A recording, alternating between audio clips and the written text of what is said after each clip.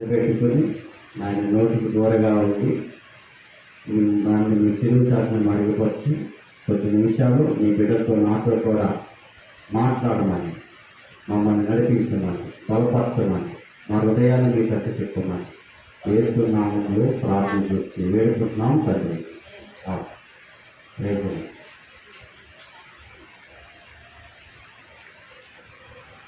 ఈ సామెతల గ్రంథంలో దేవుని బిడ్డగా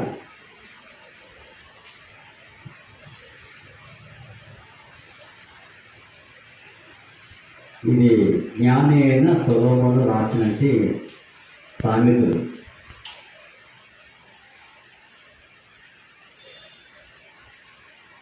సొలొమోను రాసినట్టు సామెతల గ్రంథం ఇది.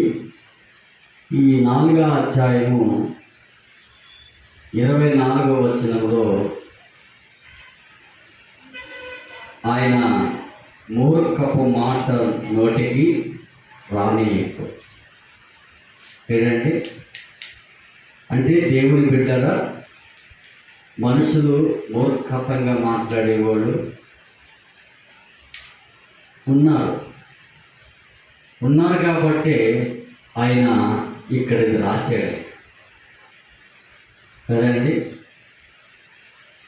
మూర్ఖతపు మాటలు మాట్లాడేవాడు, మూర్ఖులుగా ఉండేవాడు. అంటే మూర్ఖులు మూర్ఖతపు అంటే ఇది రెండు కూడా దగ్గరే.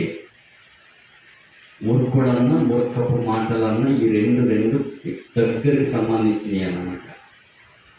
అయితే ఆయన ఏమని రాశాడంటే నోటికి మూర్ఖపు మాటలు నోటికి రానీయకు. చాలామంది నోరు ఎత్తితే ఎలా మాట్లాడతారంటే భయం వేస్తారు. ఒకసారి ఈ మాటలు మాట్లాడుతూ ఉంటే చాలా అసలే బాధ అనిపిస్తుంది. లేకపోతే ఎంతగానో కృంగిపోతారు. ఎంతోమంది అసలే తలెత్తుకోలేరు. అంటే సమాజంలో అటువంటి వాళ్ళు మాట్లాడతారు. అందుకే సొలొమోను ఈ మాట రాశాడు, మూర్ఖపు మాటలు నోటికి రానీయకు అంటాడు. చాలామంది ఉంటారు కదండి, అటువంటి వాళ్ళు ఉంటారండి. అమ్మా స్త్రీలే కానీ పురుషులే కానీ తప్పకుండా ఉంటారు. కుటుంబంలో స్త్రీ అయినా పురుషుడైనా ఉంటారు. ఏంటండి అయితే ఇంకా కిందకి ఏమన్నా చూస్తే పెదవుల నుండి కుటీలమైన మాటలు, పెదవుల నుండి ఏ మాటలు కుటీలమైన మాటలు రాని. బైబిల్లో కొంతమంది ఉన్నారు ఇలా మాట్లాడేవాడు. యోబు గ్రంథము 2వ అధ్యాయము 10వ వచనంలో యోబు తన భార్యకు చెప్తున్నాడు. ఏమని చెప్తున్నాడంటే అందుకతడు మూర్ఖురాలు మాట్లాడినట్టు నువ్వు మాట్లాడుతున్నావు. మనము దేవుని వలన మేలు అనుభవించినాము, కీడును మనము అనుభవింపతగదా అని అన్నాడు. హల్లెలూయా. యోబు తెలుసు కదండి, యోబు దేవుడి యందు ఎంతో భయం భక్తి కలిగినట్టు వ్యక్తి. మంచి భయము భక్తి కలిగినట్టు వ్యక్తి, మహాధనవంతుడైనటువంటి వ్యక్తి. అతనికి ఏంటండి 3 కుమార్తెలు, మంచి అందమైన పిల్లలు, అన్నీ కలిగి ఉన్నాడు. ధనము కలిగి ఉన్నాడు, ఐశ్వర్యం కలిగి ఉన్నాడు, మంచి భక్తి కలిగి ఉన్నాడు. ఆయన ఒకరోజు ఆయన కుటుంబంలో కొన్ని పరీక్షలు వచ్చినాయి, కొన్ని శోధనలు వచ్చినాయి. చాలా నష్టపోయాడు, చాలా ఇబ్బందుల్లో పడ్డాడు, బలహీనత అయిపోయాడు. భార్య యోబుని ఏం చేస్తుందంటే ఏంటండి దూషిస్తూ ఉంది. ఏం చేస్తుందండి భార్య?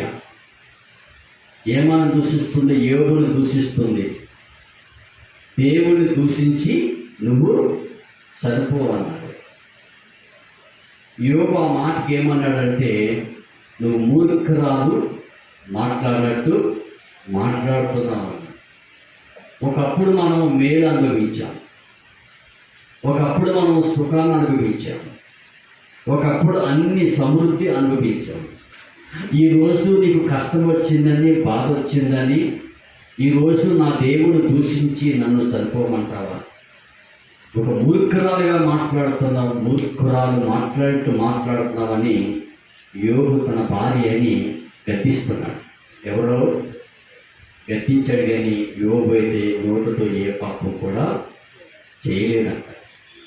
సరేండి, సమాజంలో కొన్ని కుటుంబంలో స్త్రీలే కానీ భర్తలే కానీ కొన్ని సమస్యలు కొన్ని సమస్యలను చాలా మూర్ఖతంగా ప్రవర్తిస్తూ ఉంటారు. చాలామంది మూర్ఖులుగా ప్రవర్తిస్తూ ఉంటారు కదండి. కనుక దేవుని బిడ్డరా, ఈ మాటల వల్ల మనిషి చాలా గాయపరచబడతాడు. ఈ మాటల వల్ల మనిషి చాలా మానసికంగా కృంగిపోతాడు. ఈ మాటల వల్ల మనిషి ఏమైపోతాడంటే త్వరగా క్షీణించిపోయి చనిపోవటం కూడా జరుగుతుంది. ఏ మాటల వల్ల? మూర్ఖతపు మాటల వల్ల. ఏంటండి, కుటుంబాల్లో సమాజాల్లోనూ తప్పకుండా మూర్ఖతపు మాటలు మాట్లాడే వాళ్ళు ఉంటారని బైబిల్లో స్పష్టంగా రాయబడి ఉంది.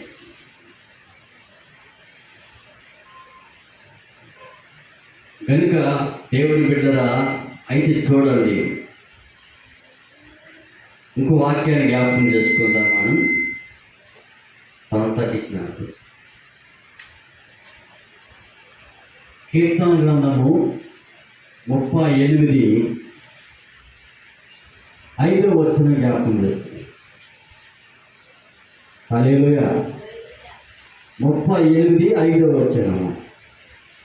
చదవండి ఒకసారి. నా మూర్ఖత వలన కలిగిన నా గాయములు దుర్వాసన గలవై. మీకు అర్థమవుతుందండి ఈ మాట. ఇక్కడ ఒక భక్తుడు ఏమంటున్నాడంటే, దేవుని బిడ్డరా, ఈ 38:5 చూస్తే, నా మూర్ఖత వలన కలిగిన నా గాయములు. ఒక మనిషికి ఉన్న మూర్ఖత్వం వలన జరిగేది ఏంటంటే గాయాలు జరుగుతాయి. ఏం జరుగుతాయండి చెప్పాలి మీరు. గాయాలు. ఆ భక్తుడు అంటున్నాడు, నాకున్న మూర్ఖతను బట్టి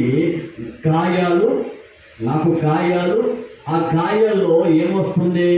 దుర్వాసన వస్తుంది. చూసారండి, కొంతమంది ఆ భక్తుడు అంటున్నాడు, నా మూర్ఖత్వం వల్ల నాకు గాయాలు వచ్చినాయి. ఆ గాయాల్లో ఏమొస్తుంది? దుర్వాసన వస్తుంది. చూసారండి, ఒక గ్రామానికి వెళ్ళినప్పుడు ఇద్దరు భార్య భర్తలు తిట్టుకుంటూ ఉంటే భార్య భర్తని భయంకరంగా ఏంటంటే భయంకరంగా తిడుతూ ఉంది. ఆమె అనవసరం మాటలన్నీ అనేస్తూ ఉంటుంది. ఎన్నో విధంగా అంటుందండి. కానీ చాలామంది భార్యలు భర్తల్ని చాలా ఘోరంగా, ఎందుకు పనికిరాని వ్యక్తిగా చూస్తారు కొంతమంది. ఆ కాళ్ళు కింద చెప్పులే చూస్తారు కొంతమంది ఆడపిల్లలు. నేను చూశాను కాబట్టి చెప్తున్నాను. అయినా ఏంటండి, అలాగే తలదీసుకుని పోతారు కొంతమంది. మంచి మనసు అది. కాలు కింద చెప్పులే చూస్తారు కొంతమంది ఆడపిల్లలు. నా కాళ్ళు తోడుకున్న చెప్పులుగా అనేటువంటి చూశాను కాబట్టి చెప్తున్నాను. ఏంటండి, ఇద్దరికి భార్య భర్తలు ఇద్దరు కొట్టుకుంటూ ఉన్నారు. నేనున్నప్పుడే ఆ భర్తని ఆ మాటలు అంటూ ఉంటే అసలే ఏ మగోడు కూడా ఆ మాట భరించలేడు. నేను దగ్గర ఉన్న మాట అంటూ ఉంటే అనకూడదు, ఆ మాట అంటూ ఉంటే ఆయన అలాగే చూస్తాడు. ఓపిక పట్టి వెంటనే ఆయన చేశాడంటే ఒక కట్టు తీసుకొని కొట్టేశాడు. కట్టు తీసుకు కొట్టాక ఏమవుతుందంటే గాయము అవుతుంది కదా. చాలా ఏం చేయాలి అంటే ఆమె మాటల వల్ల ఏమొచ్చింది చెప్పండి, గాయాలు వచ్చింది. కొంతమంది ఆడపిల్లలు అలాగే మాట్లాడతారు, ఏదో 2 3 తగ్గించే వరకు నోరు మాత్రం అదుపులో పెట్టుకోరు. కొంతమంది ఆయన 2 3 దెబ్బలు కొట్టే వరకు నోరు మాత్రము అదుపులో పెట్టుకోరు. కొంతమంది అలాగే దెబ్బలు తింటారు. నీ మూర్ఖత్వం మాటల వల్లనే కదా గాయాలు, ఆ గాయాల వల్లనే కదా వాసన, దుర్వాసన. ఆ భక్తుడు అంటున్నాడు, నా మూర్ఖత్వం వల్ల నాకు గాయాలు వచ్చినాయి, ఆ గాయాల్లో దుర్వాసన వచ్చింది కదండి. దేవుని బిడ్డరా చూడండి,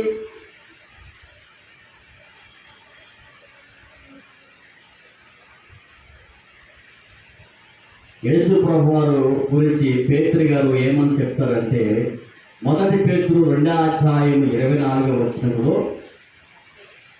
పేతురు గారు చెప్తారు. ఏమంటారంటే దేవుని బిడ్డరా, 1 పేతురు 2:24 చదవండి ఒక్కసారి.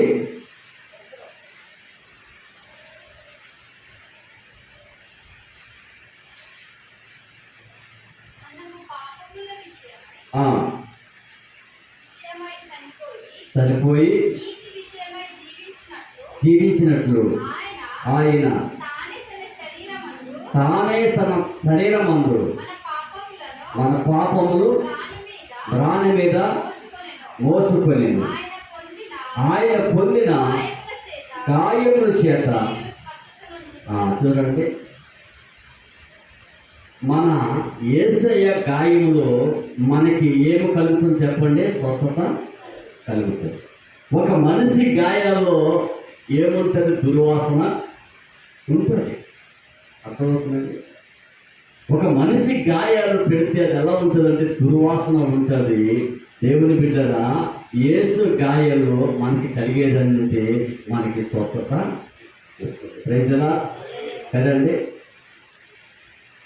అందుకే ఒక భక్తుడు అంటాడు, గాయపడిన సమయాన మంచి సమారి నా గాయాలు కడిగిన దేవా, ఆకలైన వేళలో ఆహారాన్నిచ్చి నన్ను పోషించిన దేవా, గాయపడిన సమయాన మంచి సమాధిని నా గాయాలు కడిగిన దేవా, ఆకలైన వేళలో ఆహారాన్నిచ్చి నన్ను పోషించిన దేవా, నిన్ను విడవను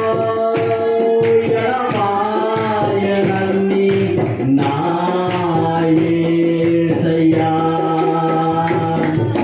దినమెల్లని కాడినా తీర్చినా నీ రుణము తీర్చనా, కొనియాడి పాడి నీ సాక్షిగా ఇలాలో జీవించనా. అందుకే ఒక భక్తుడు అంటున్నాడు, గాయపడిన సమయంలో ఏంటండి ఆ మంచి సమరయుడు నాకు ఆహారం ఇచ్చి నా గాయాన్ని కట్టాడు అంటాడు. హల్లెలూయా. అంటే యేసే గాయాల్లో మనకి ఏముంది చెప్పండి దేవుని బిడ్డరా, స్వస్థత ఉన్నది. Praise Lord. అదండి సామెతల గ్రంథము 20:27-6 ఏమంటారంటే దేవుని బిడ్డరా, అక్కడ కూడా ఒక చక్కని మాట రాయబడి ఉంది. సామెతల గ్రంథము 27:6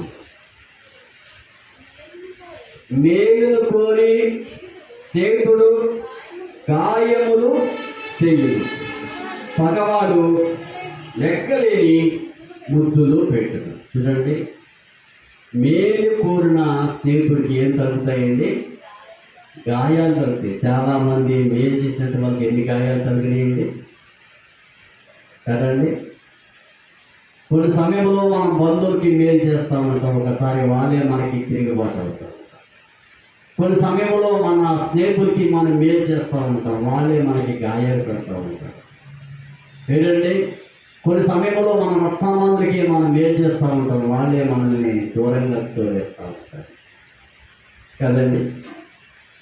దేవుని బిడ్డలారా, అందుకే మేలు కోరిన స్నేహితుడికి ఏం జరుగుతున్నాయి?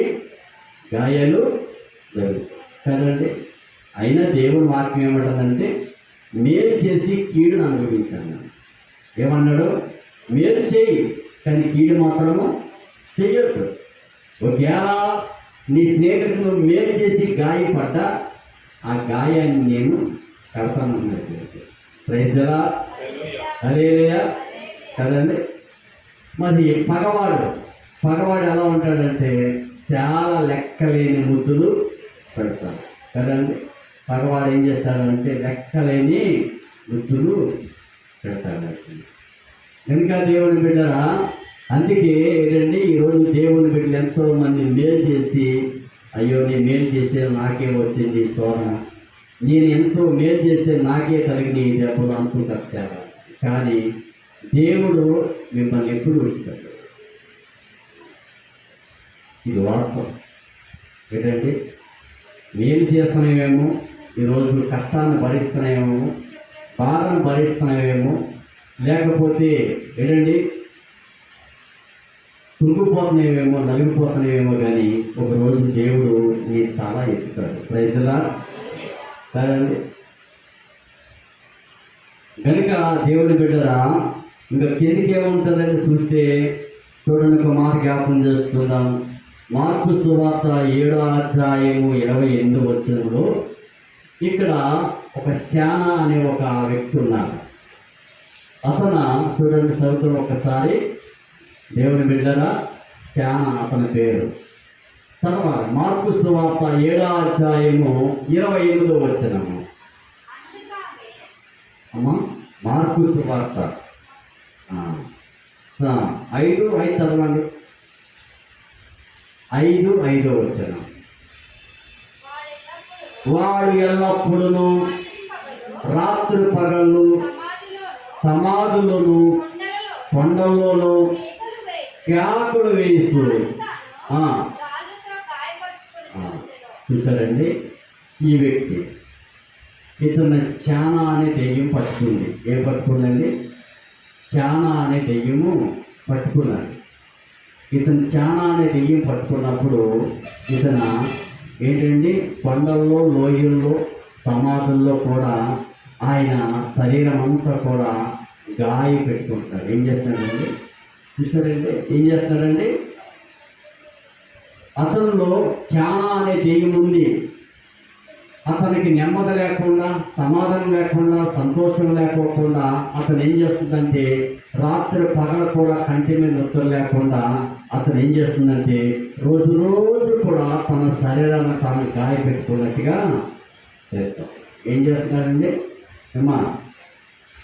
ఏం చేస్తున్నారు? శరీరాన్ని గాయ ఉంచారండి. కొంతమంది ఆడపిల్లలు మరి కోపం వచ్చి ఒక మాట అనగానే వెంటనే దేవుని బిడ్డరా అప్పటికప్పుడే తల ఎమోసేసుకుని చుట్టంతా ఓట చేసుకుని ఆ గోడకి ఈ గోడకి కొట్టేసుకుంటారు కొంతమంది. అది కదండి. అంటే ఆడపిల్లలు అక్కడ ఉంటారు ఒక్కొక్కసారి. మరి మగపిల్లలు కూడా ఒకసారి వాళ్ళు కూడా గోడలను పగలగొట్టేస్తారు. ఏం పగలగొడతారు? గోడల్ని, వాటిని, వీటిని ఉన్న వస్తువులు కూడా పగలగొట్టేస్తారు. వాళ్ళేం తక్కువ. మీరు గోడలు గుర్తిస్తుంటే వాళ్ళు ఏంటి అక్కడ ఉన్న వస్తువుని పగలగొట్టేస్తారు. అంటే ఏంటండి? హల్లెలూయా. మా పెద్దన్నయ్య మా చిన్నన్నయ్యని ఒక దెబ్బ కొట్టాడు. ఒరేయ్, నువ్వు చాలా మూర్ఖతంగా ఉంటున్నావు, మూర్ఖుడుగా ఉంటున్నావు, అక్కడ ఇక్కడ ఇలా తిరుగుతున్నావు, మాట వింటలేదని మా అన్నయ్య ఏం చేశాడంటే కట్టేశాడు. తాడేసుకుని కట్టేశాడు, చేతులు కట్టేశాడు. ఏ కట్టేశాడు? కట్టేశాడు. అదే మా యేసు ఇప్పుడు కొత్తగా కదా కట్టేశాడు. నేను చిన్నోడు. వీడేం చేశాడంటే నా చేతులు కట్టేస్తావనేసి వామడి గారి చేతిలో ప్లేడు ఉన్నాడు. ఇది కట్టేసి బాగానే ఉన్నారు. ఇవి మొత్తం చేతులన్నీ తోలిస్తున్నారు. ఎంత భయంకరం అనిపిస్తుంది, ఎంత భయంకరం అంటే భయంకరంగా. ఇప్పటికి పెళ్ళి అయింది, పిల్లలు పుట్టారు, పిల్లలు పెళ్లి చేశాడు. ఇప్పటికి ఆ మొత్తం పోలేదు ఆ చేతులు.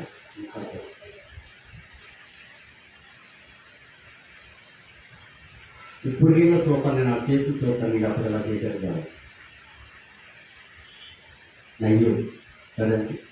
ఎంత భయంకరం విషయం. ఆ చేతులు కట్టేసినప్పుడు ఆ బ్లడ్డంతా ద్రాక్షలోంచి కాలిపోతుంది.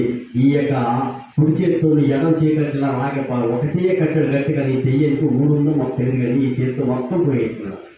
ఇలా భయంకరం బ్లడ్ వచ్చేస్తుంది. వెంటనే కంగారు పడిపోయి వెంటనే కట్టెలు తీసి హాస్పిటల్ తీసుకెళ్ళి చుట్టూ ఏం పనులండి లేదండి. ఎంత బాధకరమైన విషయం ఏంటండి అసలు. ఈ మూర్ఖత్వం ప్రతి మూర్ఖులుగా ఉన్నట్టు వాళ్ళు ఒకసారి ప్రాణాలు కూడా పోయే అవకాశాలు కూడా. హల్లెలూయా. అందుకే దేవుని బిడ్డల బైబిల్లో ఏమంటారంటే సామెతల గ్రంథము 14వ అధ్యాయంలో ఏమంటారంటే జ్ఞానవంతులు తన ఇల్లు కట్టుకుంటుంది, మూర్ఖురాలు తన ఇల్లుని ఓడబెట్టుకుంటారు. జ్ఞానవంతురాలు ఏం చేస్తుందండి? ఇల్లు కడతారు. కానీ మూర్ఖురాలు ఏం చేస్తుంది? ఇంటిని మొత్తం తీసి ఇచ్చేస్తారు. ఎందుకంటే దేవుని బిడ్డరా గమనించండి. అందుకే వాక్యము తెలియపరుస్తూ ఉంటుంది. అందుకే ఇక్కడ ఏమన్నా ఉందంటే చూస్తే చదవండి మళ్ళీ. ఆడు సమాధిలో ఉండి ఏం చేస్తున్నాడన్న రాత్రులు పగలు ఏం చేస్తున్నాడు? రాళ్ళు తీసుకుని తన శరీరం అంతా కూడా ఏం చేస్తున్నాడు? గాయ పెట్టుకుంటాడు. ఇంకా ఆయన ఎవరి మాట వింటలేదు, ఎవరి మాట కూడా వింటలేదు. ఒకప్పుడు సమాజంలో మంచిగా ఉండేవాడు, బట్టలు కట్టుకునేవాడు, మంచిగా అందరితో కలిసి ఉండేవాడు, మాట్లాడేవాడు. తర్వాత ఏమైందంటే సైకో అయిపోయాడు. అంటే అతను సాతాను ఆవరించేసేది, అతను పట్టేసేది. ఇంకా ఆ రోజు నుంచి అతను ఇంటిగా ఉండకోకుండా, సమాజంలో ఉండకోకుండా, రాత్రి పగలు కూడా కొండల్లో, లోయల్లో, సమాధుల్లోకి వెళ్ళి ఆయన శరీరం అంతా కూడా భయంకరంగా అది గాయ పెట్టుకోవటం, భయంకరమైన కేకలు వేస్తారు. ఎవరు మాట విననే కొంతమంది అట్లాగే ఉంటారు.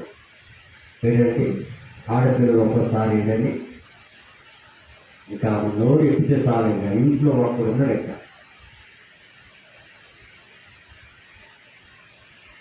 చదువుకోండి.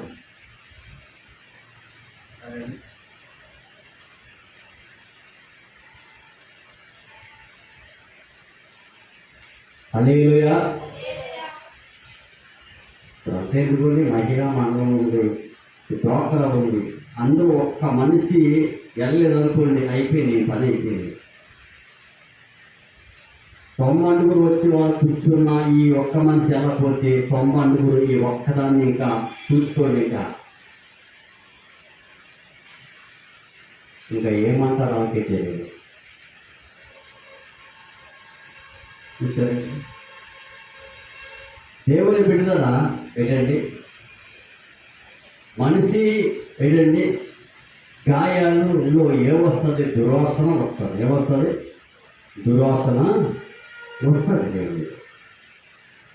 అట్లాగే ఇక్కడ చూసినట్టయితే ఈ గాయ పెట్టుకున్న వ్యక్తి ఎవరు కూడా అతన్ని మార్చలేకపోయారు, అతన్ని ఎవరు కూడా సాధి చేయలేకపోయారు, ఎవరు కూడా అతన్ని బంధించలేకపోయారు. కానీ యేసు ప్రభు ఆ ప్రాంతానికి వెళ్ళినప్పుడు ఆ యేసు ప్రభు దగ్గరకు వచ్చి మోకరించి వెంటనే సర్వోన్నతమైన దేవుడి కుమారుడా, ఎవరిలో పడ్డాడు ఆయన?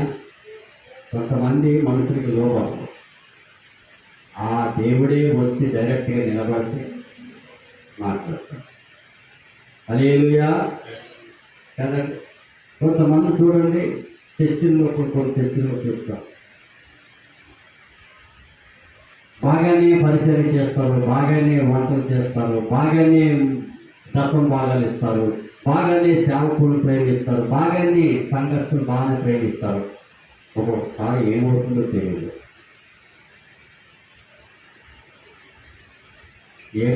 ఒక్కొక్కసారి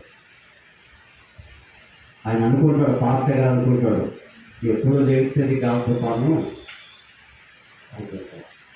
నా జీవితంలో జరిగింది. నేను 2 సంఘాలు నడిపించేవాడు కాబట్టి చెప్తున్నాను.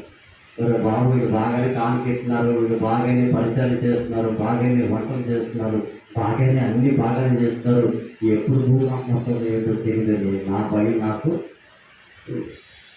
వచ్చేసి ఒకసారి భూకంపం వచ్చేసి అప్పుడు చూస్తూ ఏంటంటే, అంటే సేవకుడు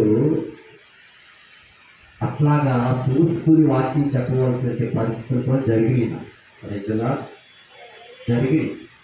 ఏంటంటే భయపడుతూ చెప్పేవాడు వాక్యం. ఎందుకంటే వీళ్ళు ఇంత మంచిగా ఉంటున్నారు, ఎప్పుడు మాకు ఏంటంటే గాయపెడతారు అన్నది కూడా ఒకసారి భయమేసి. కొన్ని సంఘాల్లో దేవుని సేవకులు భయపడుతూ కూడా వాక్యం చెప్పవలసి వస్తుంది. ఎందుకంటే అంత మంచిగా ఉంటారు, ఒక్కసారి ఎందుకో ఏంటంటే ప్రవర్తన అనేది ఒకసారి మారిపోతుంది. హల్లెలూయా కదండి. ఒక సంఘకర్త కొడుకు చర్చికి వచ్చి సండే స్కూల్లో ఏంటండి సండే స్కూల్లో పోతున్నాడండి.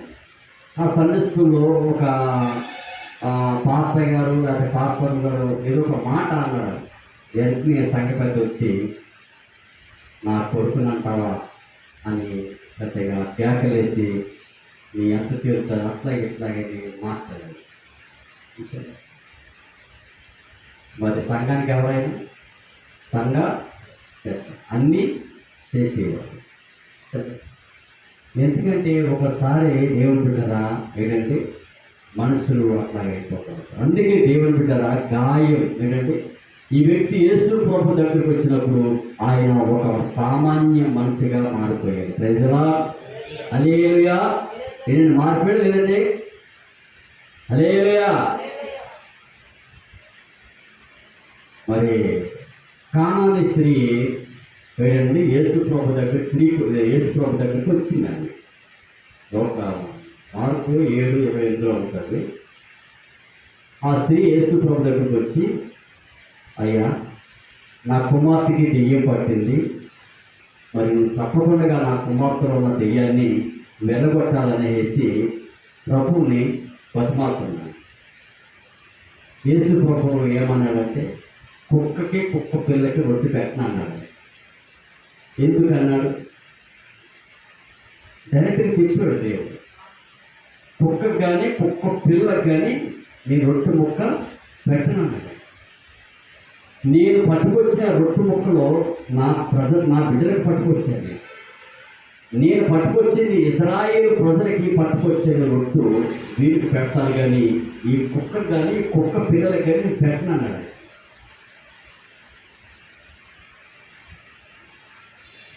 అంటే అదే మనమైతే ఏమంటాం? నేను కుక్కని, నా పిల్ల కుక్క. ఇలా చూసుకో ఎంత భయంకరం. యేసు దగ్గర చెప్తాడు అక్కడ, కుక్క కానీ కుక్క పిల్లలకు కానీ నేను రొట్టు పెట్టను. ఈ రొట్టు ముక్క నా యొక్క ఇజ్రాయేలు ప్రజలకి నేను పెట్టడానికి తీసుకుని వచ్చాను. మీరు తక్కువ చేసి నీకు ఎలా పెట్టను? నేను ఉపవాసం ఉండి నీకు పెట్టినా నేను పెట్టను అన్నాడు. ఆ మాటకి ఆ స్త్రీ ఏమని తెలిసండి, కోపం తెచ్చుకోలేదు కానీ, ఆవేశం తెచ్చుకోలేదు కానీ, తిరిగి వెళ్ళిపోలేదు కానీ, యేసు ప్రభు దగ్గర ఏమంటుందంటే, అయ్యా నీ పిల్లలు రొట్టె ముక్కలు తింటున్నప్పుడు కింద పడతాయి కదా, కింద పడినప్పుడు ఆ రొట్టె ముక్కలు కుక్క పిల్లలో తింటాయి. నీ పిల్లలు తినే మొక్కలు కింద పడతాయి కదా, ఆ కింద పడిపోయిన రొట్టె ముక్కలు ఎవరు తింటారో కుక్కలో తింటాయి అని ఆ మాట అన్నదండి. ఎంత తగ్గింపు చూడండి అమ్మా, ఎంత ఎంత తగ్గింపు నిజంగా. ఒక అన్యురాలు ఏంటండి, యేసు ప్రభు దగ్గరికి వచ్చినప్పుడు యేసు ప్రభు ఏంటంటే ఒక్క పిల్లని ఆయన అక్కడ అన్నాడు, నేను నీకు ఎక్కడ పో అన్నాడు ఆయన. అయినా ఆమె కోపం తెచ్చుకోకుండా, ఆవేశం తెచ్చుకోకుండా, ప్రభువా నీ పిల్లలు తినే మొక్కలు కింద పడతాయి కదా, అవి కుక్క పిల్లలు తింటాయి కదా, నాకు కూడా ఎంత తగ్గింపు చూడు. ఆ తగ్గింపు వెంటనే యేసయ్య చూసి, అమ్మా చాలా విశ్వాసం ఉంది నీకు, చాలా తగ్గింపు ఉంది, వెళ్ళు నీ బిడ్డను పట్టుకున్న దెయ్యము పోతుంది ఏమన్నాడు ఆయన. ఒకవేళ ఆమె కానీ యేసు ప్రభు అన్న మాటకి కోపం తెచ్చుకొని ఆవేశం తెచ్చుకుని వెళ్ళిపోతే ఆమె బిడ్డను పట్టుకున్న దెయ్యం లేదా? కార్యం చూసేది కాదు. చూసారండి, అన్ని మాటలన్నా లోబడ్డది, తగ్గించుకుంది ఏంటండి,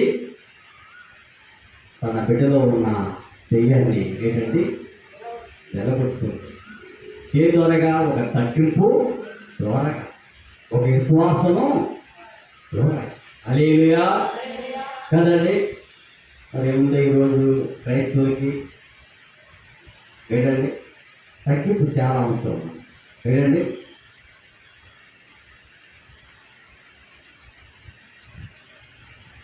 బైబిల్లో దేవుని బిడ్డగా మరి లోకా సువార్త 10వ అధ్యాయము 30వ వచనములో ఒక వ్యక్తి యెరూషలేములో ఉండి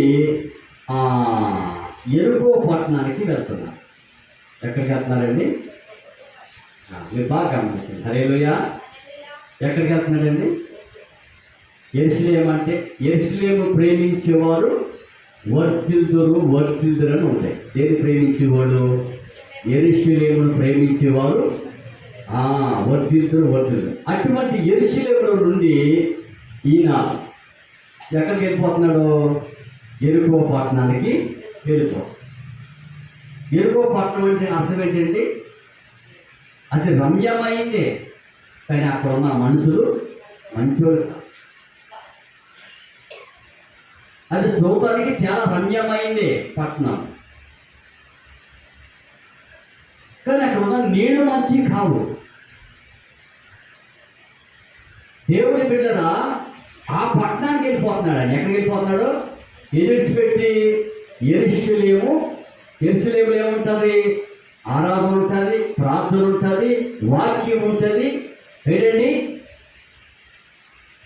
ఆశీర్వాదం ఉంది. ఆ స్థానం విడిచిపెట్టి ఎక్కడికి వెళ్తున్నారు చెప్పండి? మీరు చెప్పాలి. యెరికో పట్టణానికి వెళ్ళిపోతున్నారు. యెరికో అనగా లోకం, పాపం, మంచిది కాదు. అక్కడికి వెళ్ళిపోతాం ఏంటండి. ఇప్పుడు నేను చెట్టు ఎక్కాను, మురుగుతాను, ఎవడేం చేస్తాడంటే ఎవరేం చేయడు, ఎవరేమి చేయడు. ఉరికితే కాళ్ళు, నా భార్య నా ఇష్టం, ఎవరేం చేసుకుంటారో చేసుకోండి, నేను కొట్టుకుని చంపుకుంటానంటే ఎవరేం చేయడు. నీ భార్య నేను ఇష్టం, కొట్టుకుని డాబాలు తీసుకెళ్ళాలంటే ఎవరు తీసుకెళ్ళాలి? చచ్చిపోతే జైల్లో మొట్టాడతారో తిన.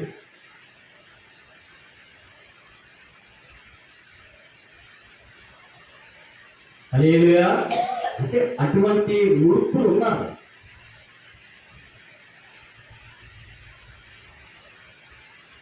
ఉన్నారండి. దేవుడి బిడ్డరా ఇతను వెళ్ళిపోతున్నప్పుడు అక్కడ అతన్ని పట్టుకున్నారు. దొంగలు పట్టుకుని ఏం చేశారంటే ఏంటండి, అతన్ని కొట్టారు, గాయాలు పెట్టారు. అతని దగ్గర ఉన్నటువంటి సామానం అన్ని వాళ్ళు దొంగిలించేశారు. అతని దగ్గర అన్ని తీసేసుకున్నారు. తీసేసుకుని ప్రాణం ఒకటే ఉంచారు. గాయాలు భయంకరంగా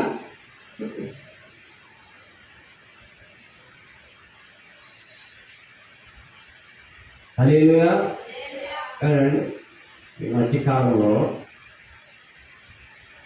అతను లక్ష్మణ ముందు మానేరు బాబు వాళ్ళు వీళ్ళతో గొడవలు గెలకు భార్య పిల్లలు ఉన్నారు, మంచిగా దేవుడిని అనుకుని చర్చికిరా అని ఎప్పుడుచో చెప్తున్నా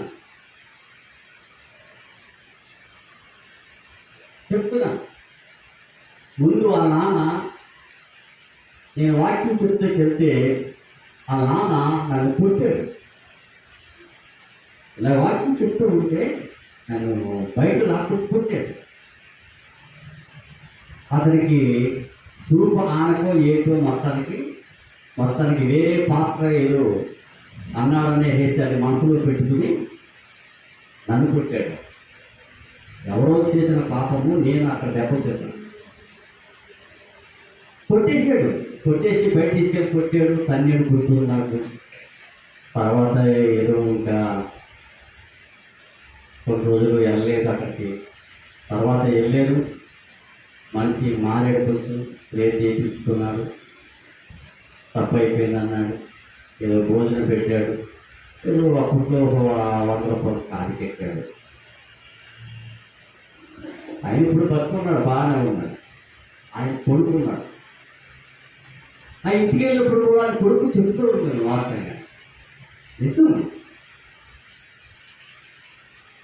ఆ భయంకరంగా తాగి ఏంటండి ఎవరో ఒకరి మీద గొడవ పెట్టుకుంటాం.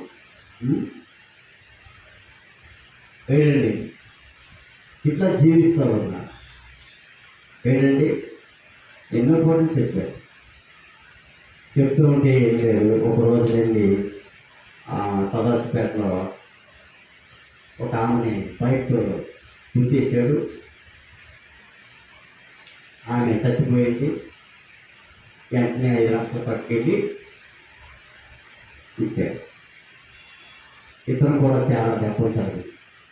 ఈయన కూడా 2 లక్షలు.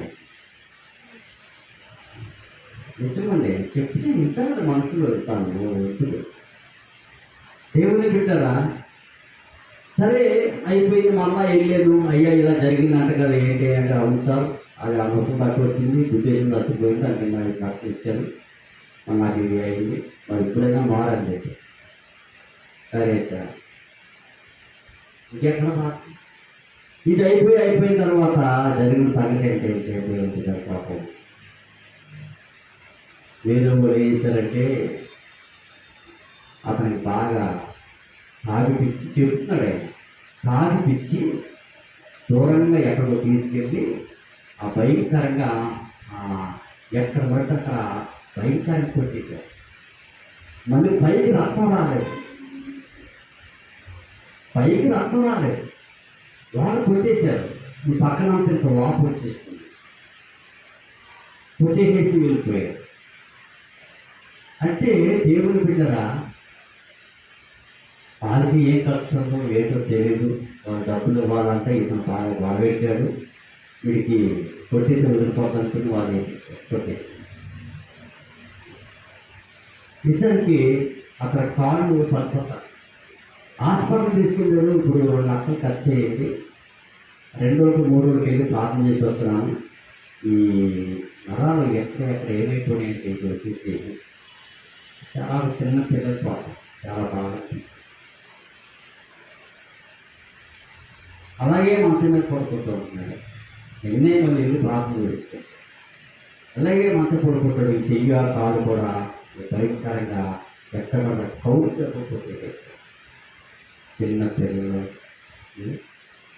చాలా బాధ అనిపించింది. చేత పట్టుకున్నాడు కానీ నవ్వలేదు. నేను ఎందుకు ఈ మాటలు చెప్తున్నానంటే మనిషికి అజాగ్రత్త ఎప్పుడు పనిచేస్తుంది. మూర్ఖత్వము అతి మూర్ఖత్వం ఎప్పుడు పనికిరాదు మనిషికి. నిజమండి. తల్లిదండ్రులు జాగ్రత్తగా ఉండమని చెప్తారు, దేవుని సేవకులు జాగ్రత్తగా ఉండమని చెప్తారు, పెద్ద పెద్దోళ్ళు అనుభవం ఉన్నట్టు వాళ్ళు కూడా జాగ్రత్తగా ఉండమని చెప్తారు. కొంతమంది ఆ మాటలు పట్టించుకోరు. దేవుని బిడ్డరా బిడ్డండి,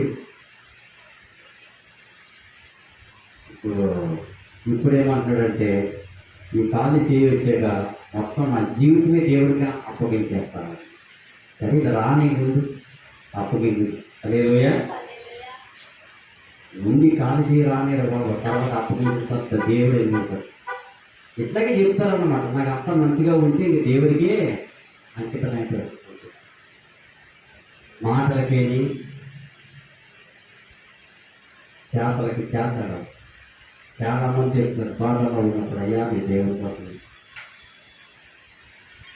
దేవుడి బిడ్డరా, నేను అందుకే చెప్తున్నాను, ఈ యెరూషలేము లాంటి వ్యక్తి వచ్చాడు, దొంగలు పట్టుకున్నారు, అతన్ని కొట్టారు, గాయపెట్టారు, పొరపాటు విడిచిపెట్టేశారు. అతని గాయాలతో గొంతులో పడిపోయారు. అతను మార్గంలో ఇద్దరు వ్యక్తులు వెళ్తున్నారు. ఒక వ్యక్తిని చూశాడు, అతను పొరపాడంతో ఉన్నాడు, గాయంతో ఉన్నాడు, ఇంకా పాపము కొద్దిగా అంటున్నాడు. అయితే ఒక వ్యక్తి వెళ్ళాడు, చూసి ఆయన ఏం చేశాడంటే మనకేంటి సత్యహేశాడు మన అంటే ఎవడో ఉంటాడు జాలమంతుడు నిన్ను ఆదరించేవాడు, అందరూ ఉంటాడు. ఇంకొక వ్యక్తి వచ్చాడు, అతను కూడా చూశాడు. ఎవరు చూశాడు పొరపాటుతో ఉన్నాడు, గాయంతో ఉన్నాడు పాపం. చూసి అప్పుడు అతను కూడా వెళ్ళిపోయాడు. ఏం చేయాలి? మూడో వ్యక్తి అయితే ఎవరంటే ఆయనే మంచి సమరయుడు. ఆయన వాహనం మీద వెళ్ళాడు, అతని దగ్గరికి వెళ్ళి అతని దగ్గర దిగి ఆ గాయంతో ఉన్న వ్యక్తిని ఎత్తుకుని ఆ వాహనం మీద ఎక్కించుకుని ఇంటికి తీసుకుని వెళ్ళి అతని గాయాలన్నీ కూడా ఆయన కట్టాడు. గాయాలు తగ్గే వరకు ఉంచుకున్నాడు.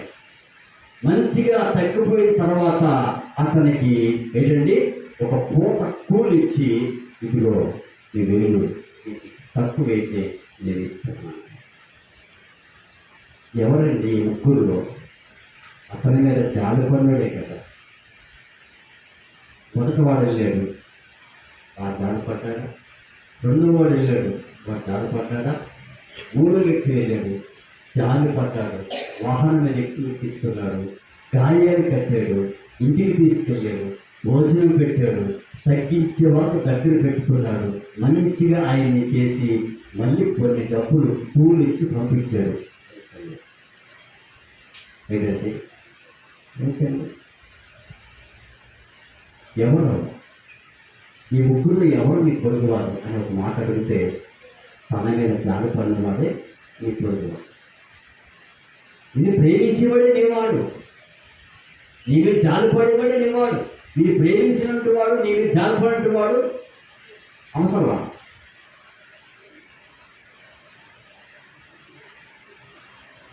హల్లెలూయా. ఈ ముగ్గురు ఎవరో చెప్పండి. మొదటి వాడు వెళ్ళాడు, రెండో వాడు వెళ్ళాడు, మూడో వాడు వెళ్ళాడు. అతను జాలి పడ్డాడు. అదండి మూడు విషయాలు మీకు చెప్పాను. ఒకటి, మనిషి గాయాల్లో ఏమొస్తుంది? దుర్వాసన వస్తుంది. యేసయ్య గాయాల్లో ఏమొస్తుంది? స్వస్థత వస్తుంది. కదండి. మేలు కోరి స్నేహితుడికి ఏం పడ్డాయి? గాయాలు పడ్డాయి. దేవుడు మాట వినకుండా యెరూషలేము విడిచిపెట్టి ఎరుకు వెళ్ళిపోయాడు. ఏం పొందుకున్నాడు? గాయాలు పొందుకున్నాడు. ఈ మధ్యాహ్నం ఏంటంటే నేను ఎందుకంటానంటే ఒక మనిషి మూర్ఖత్వం వలన గాయపడతాడు. ఒక మనిషి మూర్ఖత్వం వలన దుర్వాసన వస్తుంది. ఈ మధ్యాహ్నం ఒకసారి ప్రతి మనుషుల్లో కూడా ఒకసారి ఏంటండి మనం కూడా ఒకప్పుడు అట్లాగే ఉన్నాము. దాని దేవుని యొక్క వాక్యాన్ని బట్టి దేవుని బట్టి మనము సరిచేయబడుతున్నాం. ఏమవుతున్నామండి? మనము సరిచేయబడుతున్నాం. హల్లెలూయా. అందరు లేచి నిలబడాలి. దేవుడితో మాట